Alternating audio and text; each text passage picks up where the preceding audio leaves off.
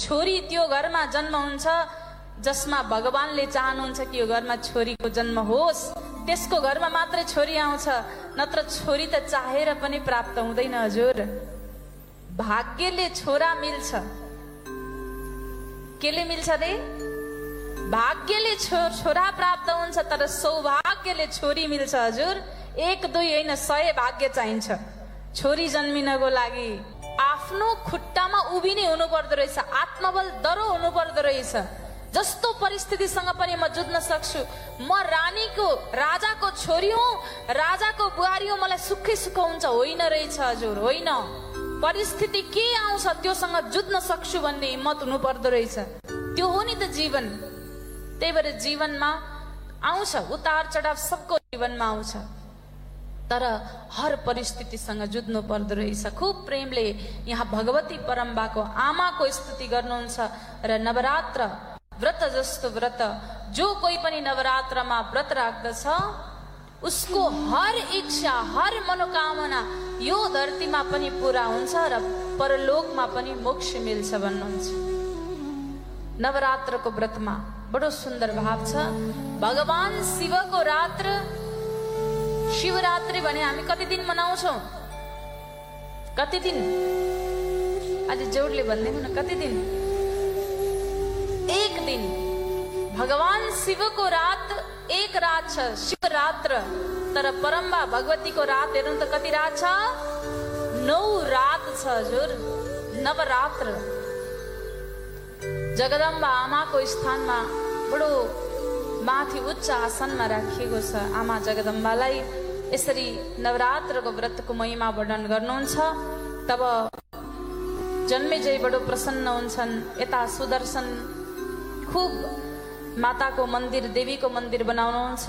शत्रुजितकी माता लीलावतीलाई पनि आमाको स्थानमा खूब सेवा गर्नुहुन्छ। र अगाडि प्रभु श्री रामको कथा बडो सुन्दर भावसँग यहाँ अब प्रवेश गर्दैछौँ। भगवान रामको कथामा अगाडि छ। परम्बा भगवतीको दिव्य आशीर्वाद सबै हामी सबलाई मिलोस्। नवरात्रको महिमा श्रवण मात्रले पनि हाम्रो जीवनमा आनन्द प्राप्ति हुन्छ भनेर वर्णित गरिएको छ। भगवतीको कृपा सदा सर्वदा हामी सबैमा रहोस्। भगवानले सधैँ कल्याण गरून्। शाम्ब सदाशिव प्रभुले पशुपतिनाथ भगवानको आशीर्वाद सदा रहोस्। यो नेपाल आमाको भूमिमा जन्म हुन पाउनु हो भाग्य। पशुपतिनाथको सानिध्यता पाउनु अर्को भाग्य। मुक्तिनाथ भगवानको चरण शरण प्राप्त गर्नु अर्को सौभाग्य। आज यो दिव्य धाममा 100वटा कुण्ड भएको गायत्री आमाको महिमा बोकेको दिव्य सतकुण्डीय गायत्री कोटी होमको दिव्य आनन्दमा श्रीमद्देवी भागवतको आमाको महिमा बोकेको कथा हामी श्रवण गर्न पाउँदैछौँ। भगवान भोलेनाथको कृपा, गौरी मैयाको आशीर्वादले आज हामीलाई प्राप्त भएको छ। भक्तवत्सल भगवानको जय, शिवशंकर भोलानाथको जय। हरि शिवती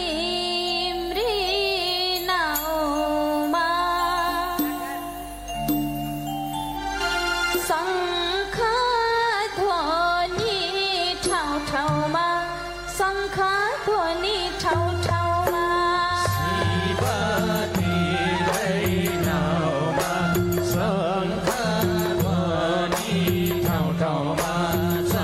ध्वनि ठाउँ ठाउँमा